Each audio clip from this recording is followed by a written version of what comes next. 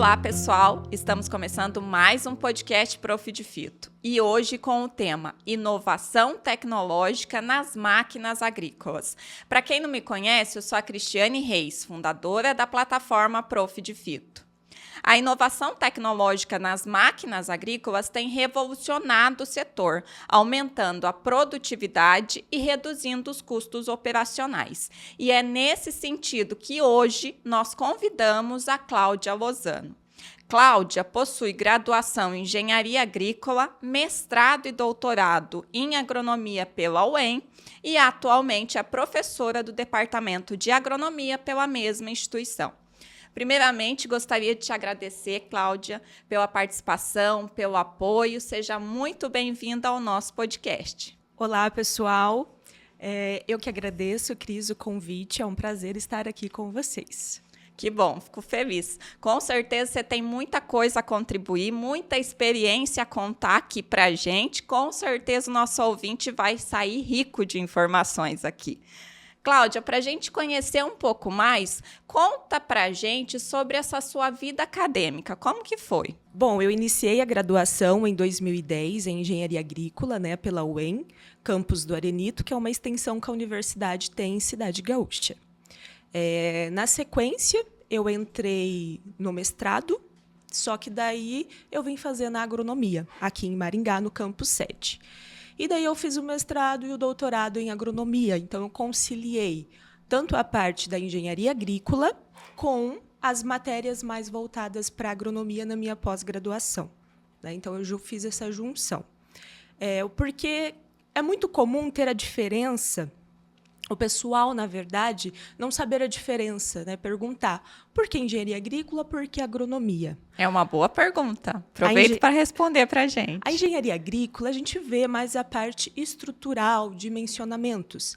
Então, matérias como irrigação, máquinas agrícolas, secagem e armazenamento, construção rurais, a gente tem um embasamento, a nossa grade curricular é mais voltada para isso.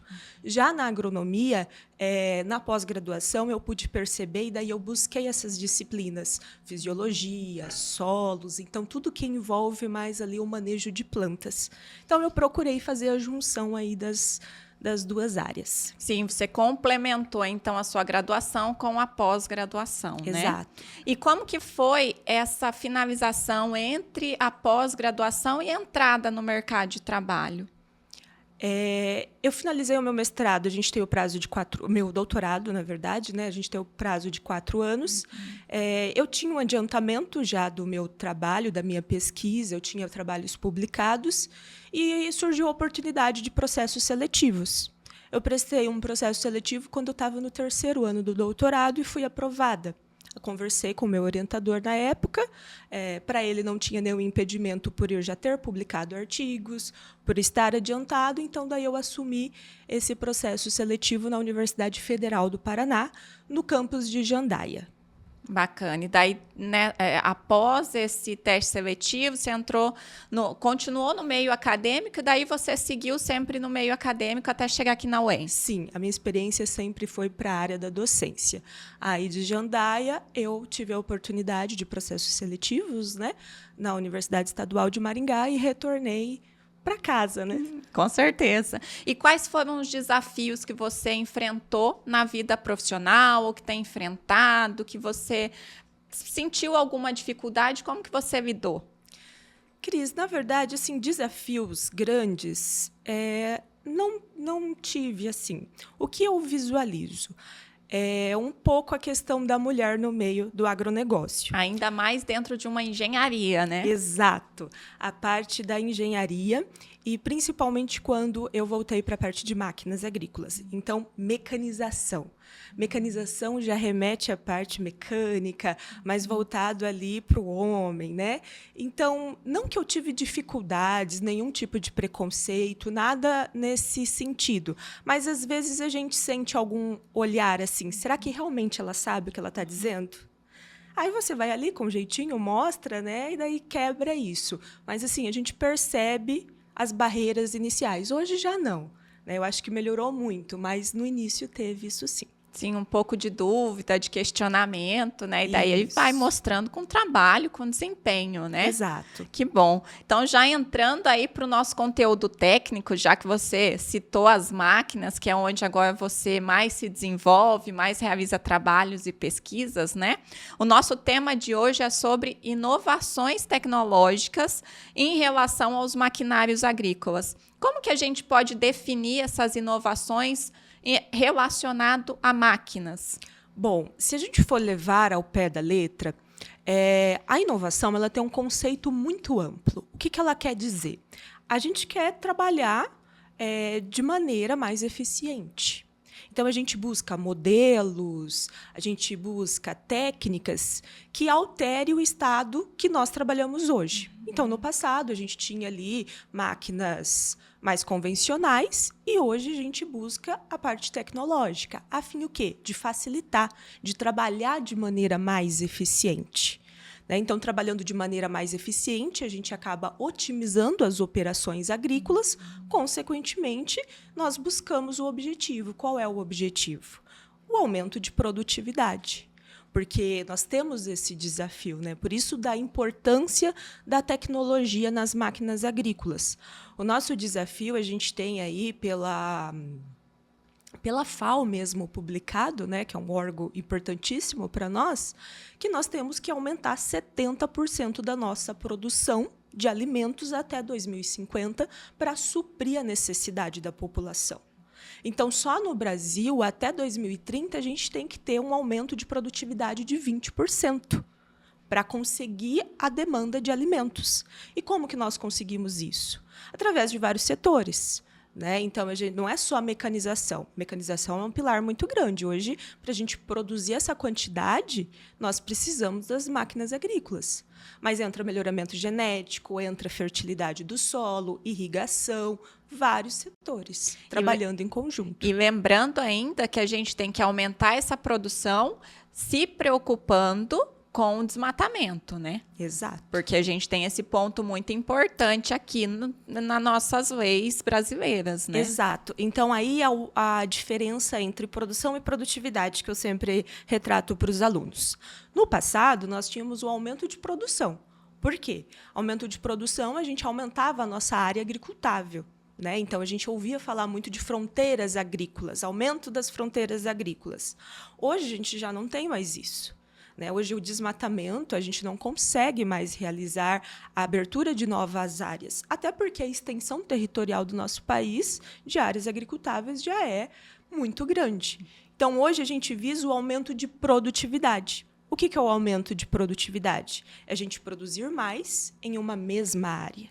Então, produzindo mais em uma mesma área, aí eu tenho que fazer essa junção das tecnologias, mecanização, irrigação, fertilidade, todo esse contexto, melhoramento genético, a parte de doenças, a gente ter o controle, praga, né? Então, é toda a junção do agronegócio. Com certeza, isso daí vai dar um apoio para que se consiga maximizar a produção, produzindo mais em menores áreas ou nas áreas que já tem, sem abrir novas áreas, que é a preocupação maior que nós temos, né? Exatamente. E, nesse sentido, Cláudia, você pode explicar para a gente como que foi a evolução dos maquinários até chegar hoje em dia com essa novidade, inovações, com a IA já junto, associada a essa produção agrícola, que é um outro ponto que a gente tem discutido bastante aqui, né?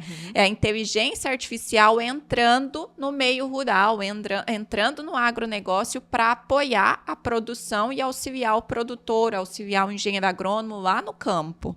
Exato.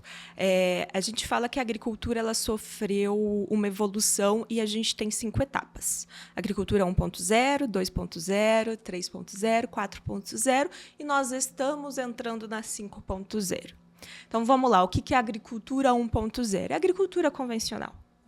Ali a gente utilizava ferramentas rudimentares. Então, é a agricultura lá do passado, produção de alimentos para subsistência, e com as inovações surgindo, aí nós tivemos a agricultura 2.0. Então, os primeiros implementos agrícolas que começou a facilitar. Aí a gente já fala da introdução de um trator no campo.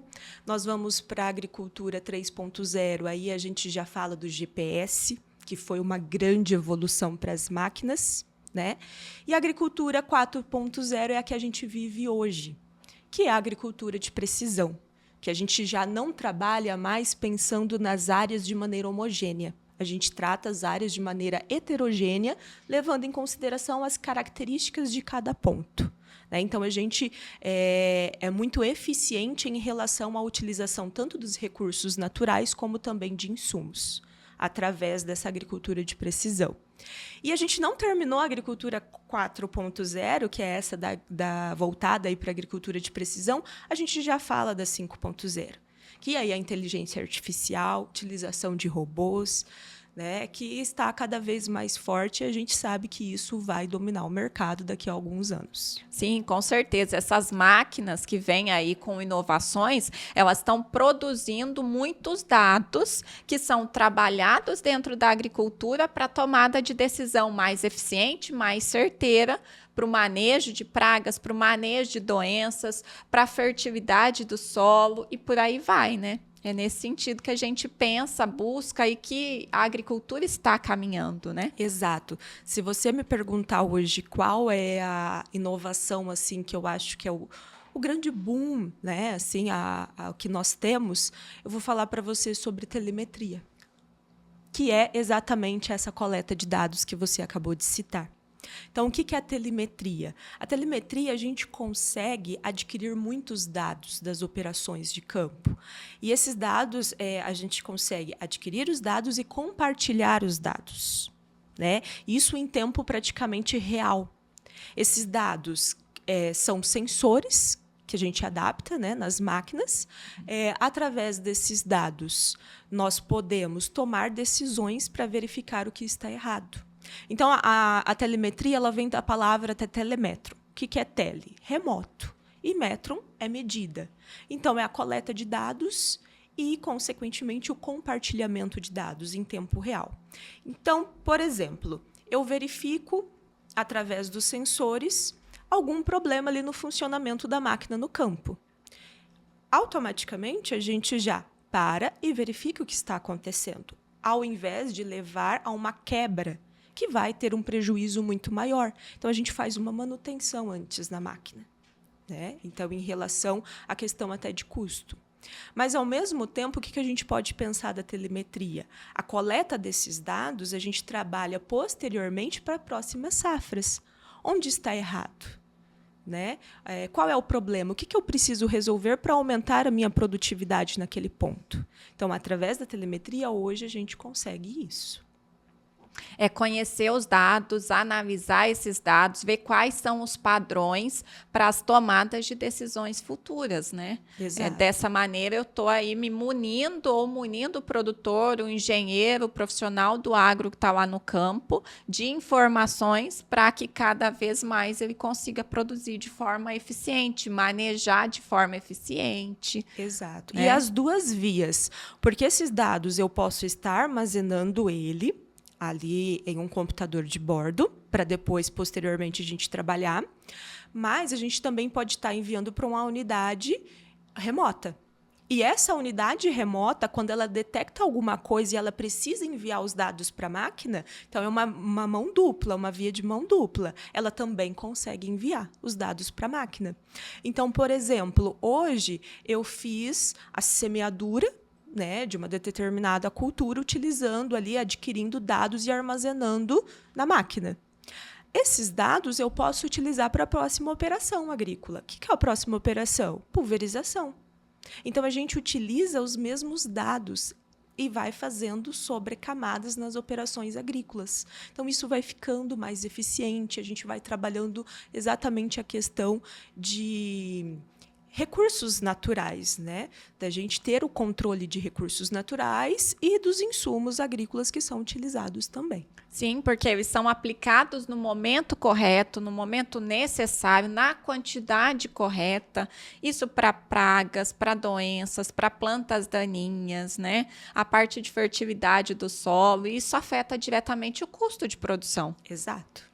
Porque dessa maneira o produtor ele vai gastar só o necessário, não vai estar jogando dinheiro fora, produto fora. Exato, é esse o objetivo, ter um retorno, né, do produtor maior. Com certeza, e a busca de se aumentar a produção agrícola, né? Dessa forma, conseguindo produzir de forma eficiente, aumentando a produção.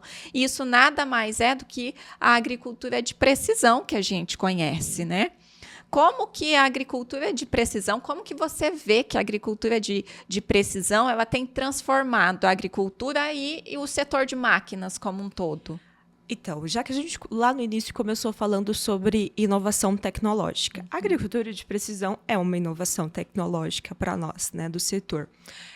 Como eu disse, aqui a gente não trata a área como no passado, pensando ela de maneira homogênea. Nós levamos em consideração as características de cada ponto, né? E para a gente falar de agricultura de precisão, a gente tem que falar diretamente de máquinas agrícolas. Então, hoje, nós temos ali uma lavoura, por exemplo. Vamos colher, né? As máquinas, uma colhedora equipada com sensores, né?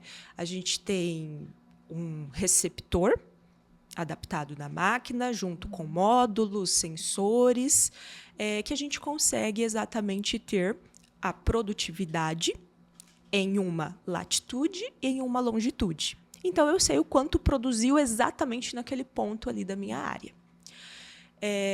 Com isso, a gente verifica, teve uma produção uma produtividade dentro da média. Ok. Ao lado, já não tivemos.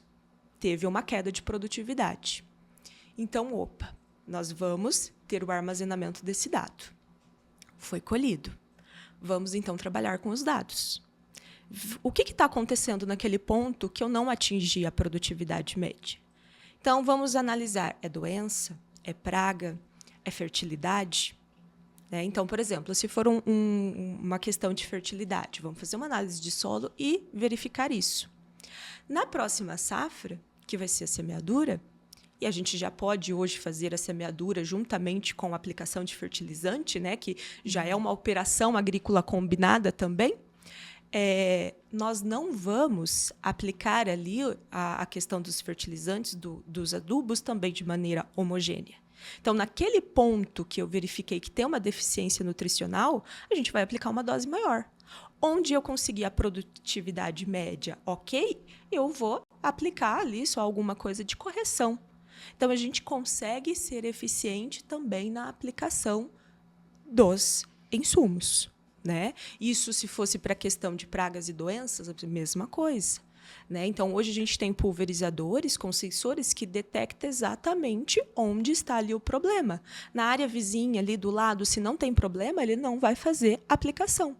Então, é sempre visando o retorno maior por produtor, né? Trabalhando ali com eficiência, só utilizando exatamente onde é necessário e, ao mesmo tempo, a sustentabilidade, né? Já que muitas vezes a agricultura ela é dita como um vilão, né? Mas a gente trabalha hoje já em busca da sustentabilidade, através de tudo isso, da agricultura de precisão, das inovações tecnológicas, e daí junto aqui com as máquinas agrícolas, que é a minha área específica. Sim, e esses dados aí, eles vão nos trazer informações para que a gente possa investigar situações adversas, dados diferentes do normal, do padrão, da área como um todo, para que a gente consiga ali corrigir de forma mais eficiente, mais adequada para as próximas safras, né?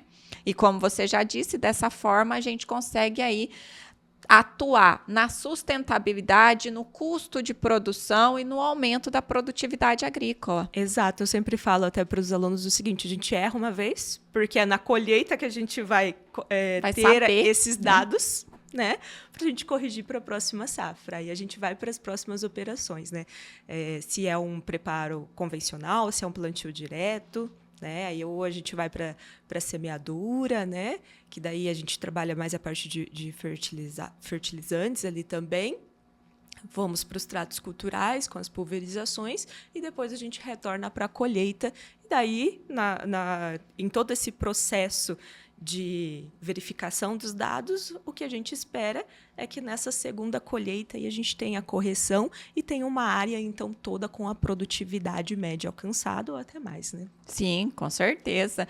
E nesse sentido, dentre essas inovações tecnológicas, nós temos escutado bastante sobre os carros autônomos também, né? Em outros países, como nos Estados Unidos, já tem sido aí corriqueiro o uso de carros autônomos para o dia a dia da população como um todo. Mas a gente tem observado também esse caminhar para a área rural com máquinas autônomas. Como que você vê o uso dessas máquinas autônomas na agricultura de forma geral e qual a possibilidade ou quais as dificuldades de introduzir essa inovação no nosso país? Exato. A questão das máquinas autônomas, primeiro, o que é máquinas autônomas, né? A gente não vai precisar da intervenção direta do homem. Então, através de GPS, sensores, inteligência artificial, a gente tem o controle ali da máquina. Então, do celular, de um tablet, né, de um computador, a gente vai ter o controle da máquina no campo sem ter a intervenção direta do homem, dirigindo ali, né? As máquinas autônomas é algo que eu acredito que no futuro nós vamos ter. Hoje, o que nós temos? A nível comercial não existe. Nós temos protótipos sendo estudados, né, sendo pesquisados em áreas. Então, nós já temos em áreas brasileiras, por exemplo, semeadoras, né? A gente tem aí na Bahia, por exemplo, algumas marcas testando semeadora autônoma. Então, ela não vai mais precisar do trator, né? Nós temos tratores autônomos também, né, sem cabine, sendo testados em áreas de pesquisa para o futuro. Mas ainda é um desafio. Por quê? Vamos reduzir ainda mais a mão de obra, porque a mecanização, muitas vezes, ela é vista como um vilão nesse sentido. Ela reduziu a empregabilidade no campo. Mas eu sempre falo o seguinte, nós não podemos verificar só essa versão. Ela reduziu realmente a questão da mão de obra no campo, mas, ao mesmo tempo, ela proporcionou um trabalho mais digno, né, para o homem do campo. Então, ali ele tem um melhor ambiente para ele estar trabalhando, né, questão ergonômica principalmente, e, ao mesmo tempo, as condições de salário, né? Hoje não é qualquer pessoa, ele tem que ter um treinamento, né? Ele tem que ter ali um contato com a parte principalmente digital para ele conseguir trabalhar com as máquinas novas, né, com essa inovação. Então, hoje o salário dele também é maior. Então, a gente deu uma condição de vida melhor para o homem que trabalha ali diretamente no campo. Então, não é só que retirou, mas diminuiu. Mas a gente teve uma condição de vida melhor. E né? É um diferencial para esse profissional que consegue dominar esse tipo de maquinário. Exato. Né? Ele vai se destacar no campo, ele vai se destacar no mercado de trabalho. Exato. Então, essa questão da mão de obra para as máquinas autônomas é um fator limitante, porque daí a gente vai reduzir muito, realmente. Vamos ter que ter alguém ali atrás do tablet e tal. Então, vai ser um nível de profissional ainda mais capacitado, né? Então, isso é um fator ainda que nos limita. E outro ponto é a legislação, né? Nós não temos uma legislação brasileira para isso, para as máquinas no campo. Então, é a mesma coisa. Eu estou controlando aqui de um tablet, né, a máquina. E a máquina está no campo. Aconteceu algum problema? Foi erro da máquina, realmente, ou foi erro da pessoa que está controlando? Então, ainda é difícil a gente ter um impasse sobre isso, né, uma informação sobre isso. Então, a gente não tem legislação que resguarde. Então, é algo aí que, no futuro, vai ser trabalhado. As limitações que nós temos hoje. Eu acredito que são as principais, mão de obra e a questão da legislação. Sim, que com certeza vai evoluir conforme o maquinário for evoluindo também. E, além disso, nós temos essa evolução do maquinário, mas a evolução do profissional também, né? Porque ele acaba tendo que evoluir junto com o maquinário e novas funções que vão surgindo para esses profissionais, né? Ele, muitas vezes, sai de dentro da cabine do maquinário, mas ele pode estar ali atrás do tablet, né? Então, são novas possibilidades que vão surgindo e a IA, ela vem para mais nos auxiliar, né, do que acabar tomando aí as nossas funções, né? Diferentes áreas, pode ser que acabe sendo perdida, acabe sendo realizada por essas inovações, por essas IAs, mas outras funções vão surgir, outras atividades, o profissional, e se ele tiver preocupado em se capacitar, ele vai com certeza evoluir junto com o mercado, né? Exato. Então a gente não pode ver só como um ponto negativo, né? São melhorias que vai facilitar e também proporcionar, acredito, que oportunidades, né, para os trabalhadores da área. Com certeza, são desafios que o setor de máquinas, né, que você aí consegue trabalhar e dominar, vão acabar sofrendo e vão conseguir sair de forma efetiva, com certeza, eficiente, né? Exato. Isso é muito bom. E, de maneira geral, Cláudia, para a gente resumir aqui, como que a inovação em relação aos maquinários, atua diretamente na sustentabilidade agrícola? Como que a gente pode fechar essa área em relação aos avanços tecnológicos e à sustentabilidade agrícola? Cris, um ponto que, por exemplo, eu falei aí da gente fazer aplicações de maneira heterogênea, né? Mas pensando em sustentabilidade, o que é um ponto importante para máquinas agrícolas que a gente poderia estar citando também? Compactação, né?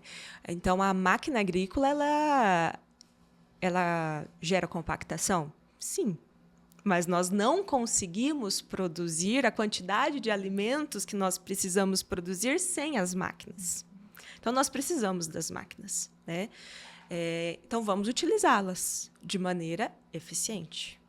Então, eu sempre falo que a palavra-chave é o manejo. Hoje, atualmente, nós temos N tecnologias disponíveis no mercado, né, em várias áreas. Mas o que falta é manejar isso de maneira correta, né? Temos a tecnologia, temos o investimento, mas o que adianta se a gente não sabe trabalhar com aquilo ali de maneira eficiente? Então, pensando, por exemplo, na sustentabilidade, voltando aí, vamos já puxar um pouquinho para essa parte de compactação, que é um assunto muito importante para máquinas agrícolas. Hoje, essa questão de inovação, de máquinas agrícolas e sustentabilidade, a gente trabalha muito também, que é algo novo aí que vem tomando o mercado, que é o tráfego controlado de máquinas dentro das áreas.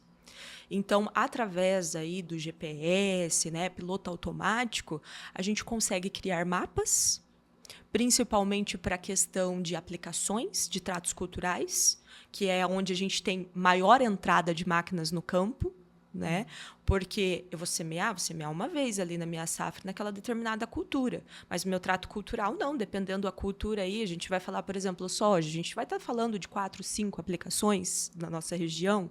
Se a gente for falar de algodão, né? Aí as aplicações, a gente vai falar de 12 aplicações, 14, dependendo, né? Estou jogando baixo ainda para a cultura do algodão. Então, a gente entra muito com a máquina. Se eu tenho pontos específicos de tráfego, o que acontece? Eu vou compactar o solo ao longo do tempo? Posso até compactar, né? Mas aquela área restrita. A minha área de cultivo eu vou deixar livre. Né? Então, isso é um ponto importante, através também das máquinas, juntamente com a agricultura de precisão, juntamente com a inovação tecnológica. Através ali do GPS, piloto automático, sensores, a gente consegue isso. Outra questão, os pneus das máquinas, né? Hoje a gente tem tecnologia em pneus. Por exemplo, pneus radiais, a gente tem maior área de contato. Ele tem um formato ali que possibilita uma maior área de contato com o solo. Se eu tenho maior área de contato, eu distribuo o peso da máquina. Então, a questão de compactação, eu também estou minimizando, eu estou reduzindo. Então, a questão aí das máquinas agrícolas com a compactação, com a sustentabilidade, a gente está vindo também já de encontro. Né? Aí a gente fala de semeadura, plantio direto, também é um fator aí. Hoje as máquinas estão, a semeadora principalmente já sofreu adaptação para corte de palhada, para manter a palhada no solo, fazer a deposição da semente em áreas com palhada. Então a gente já teve adaptação dessa máquina para isso, que é algo sustentável, né? É algo que vem de encontro com a sustentabilidade. Então, se fosse para a gente citar, aí temos vários pontos que as máquinas elas estão buscando, sim, essa questão da sustentabilidade. E quanta inovação, né?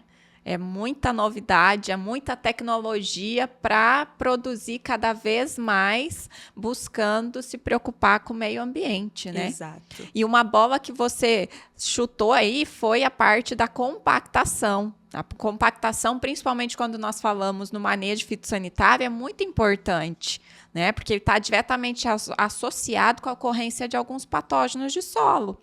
Hoje mesmo, de manhã, eu já tive um aluno da plataforma Prof de Fito que já entrou em contato comigo falando: prof, eu estou com um problema de macrofomina na minha área.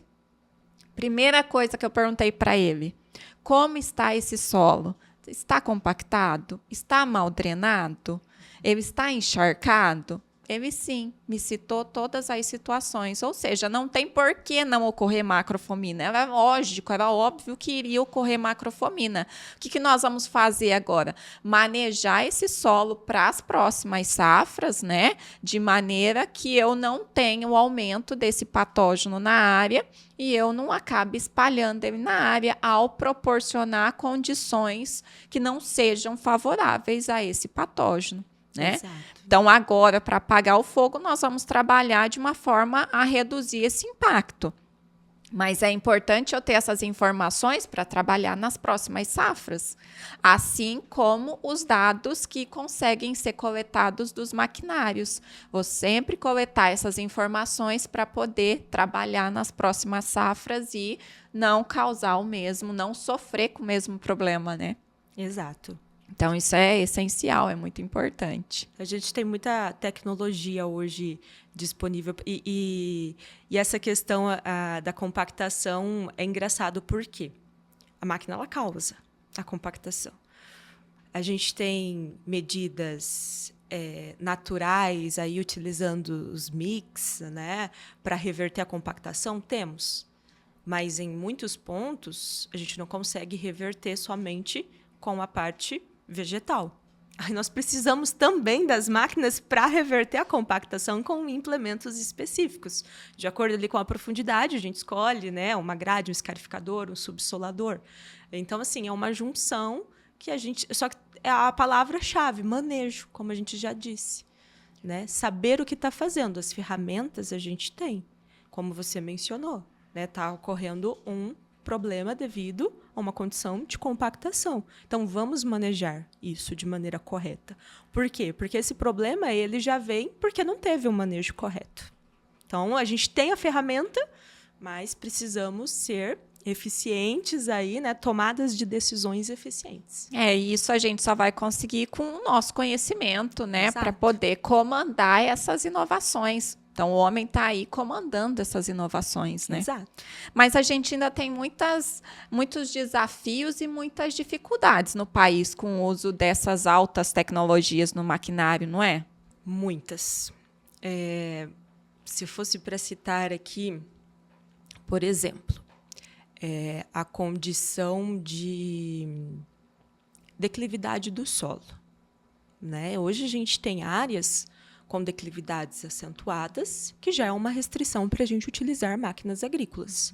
Principalmente quando a gente fala de colhedora, por exemplo. Né? Ali onde a gente tem um ponto de equilíbrio que é facilmente que a gente pode causar um tombamento. Né? Então, a declividade de áreas ainda delimita a introdução de máquinas no campo. Outro ponto importante, adaptação das máquinas para condições brasileiras. Tá? Que é chave, até porque nós temos...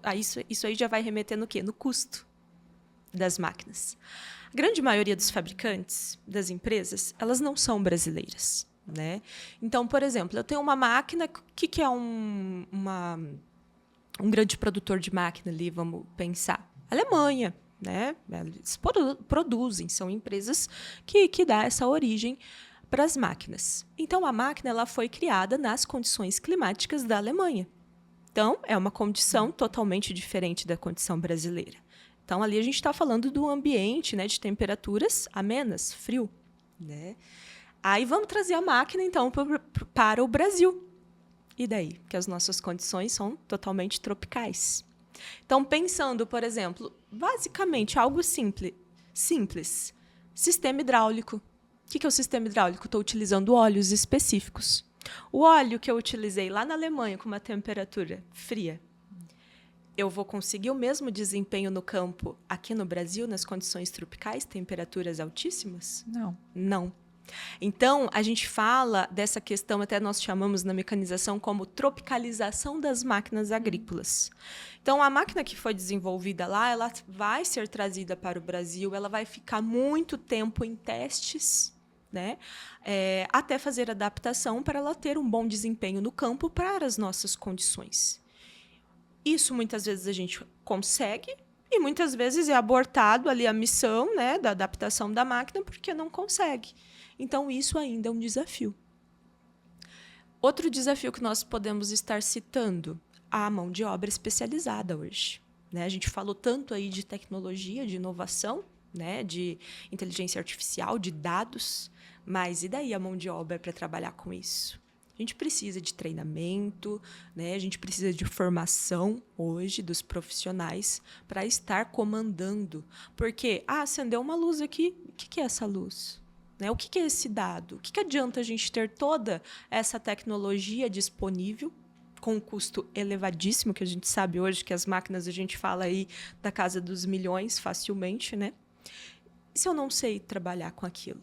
Né? Como que vai ser meu retorno? Se não consigo interpretar aqueles dados, né? Então, a mão de obra especializada também é um desafio. Então, citei 3 aí, né?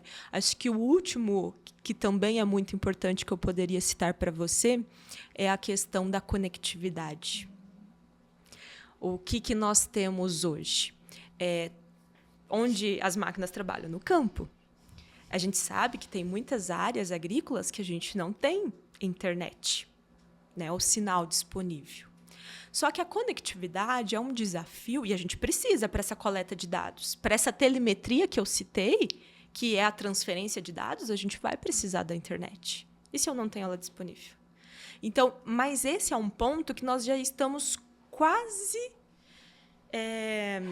vencendo, vamos se dizer. Porque hoje a gente já fala Starlink, né, que a gente consegue trazer para as máquinas, adaptação, unidades remotas de internet, de Starlink. Eu fui mesmo segunda-feira no show rural, eles estavam apresentando unidades remotas, né, com Starlink de internet, para ter essa disponibilidade no campo da conectividade e assim conseguir trabalhar com essa inovação, com esses dados aí que a gente precisa.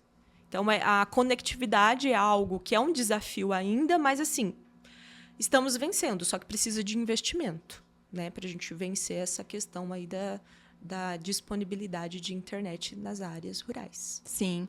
E um ponto-chave que você citou é em relação ao custo ainda, né? Quando se fala em maquinário, já se pensa em um custo elevado. E quando se fala em maquinário com essas altas tecnologias, esse preço ainda é muito maior, né?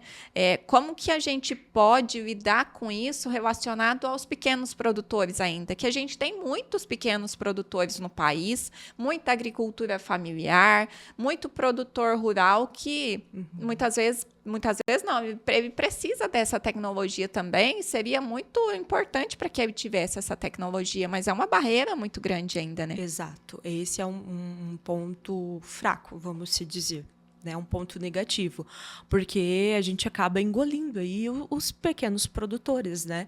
Eles não conseguem acompanhar essa tecnologia devido ao custo elevado, né? Então, essa tecnologia ela chega, vamos se dizer, de maneira mais fácil para os grandes produtores, né? Mas e os pequenos e os médios? A gente tem que ter um olhar voltado, né? Até porque os alimentos ali de subsistência, vamos se dizer, o que a gente chega na nossa mesa mesmo, né? A gente, agora para o nosso almoço, ele vem mais do pequeno produtor.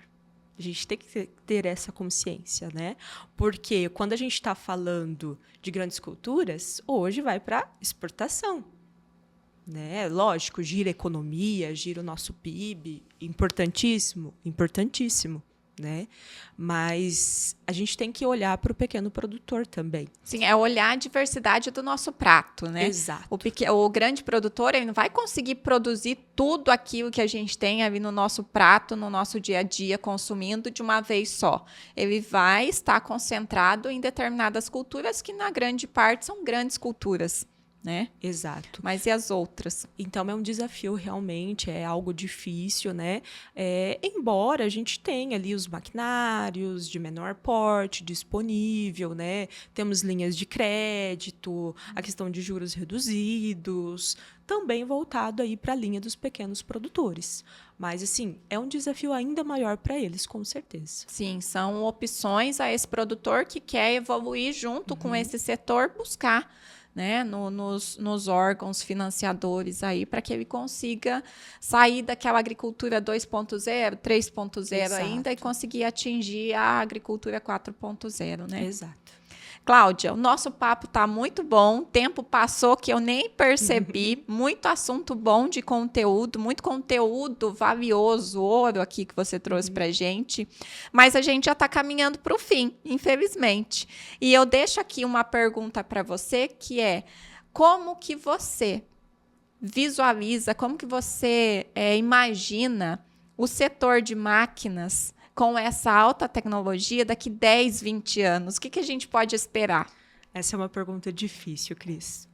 Eu sempre inicio as disciplinas de mecanização falando o seguinte: o que eu estou explicando hoje para vocês é novo. Daqui 10, 20 anos eu não sei mais se vai ser o que é novo, se já vai estar ultrapassado, porque assim, a tecnologia nas máquinas ela está chegando de maneira tão rápida, né? Que assusta até. A gente não sabe onde isso vai parar. Ela está em constante modificação. Então, é uma área que a gente sempre tem que estar ali estudando, buscando, porque, tem isso, legal, olha, a máquina faz isso, daqui a pouco ela já faz... Aquilo ali já não é mais novo, já tem outra tecnologia muito mais eficiente. Então, onde vai parar? Não sei te responder. Acredito na questão das máquinas autônomas? Sim. Acredito que ela vai chegar no mercado a nível mesmo de disponibilidade, né, de compra, porque hoje a gente só tem os protótipos, mas é um ponto que eu acredito que a gente vai ter. Mas é difícil mensurar, porque é uma evolução constante, muito rápida que está acontecendo. Com certeza ainda a gente espera aí muita novidade nesse setor.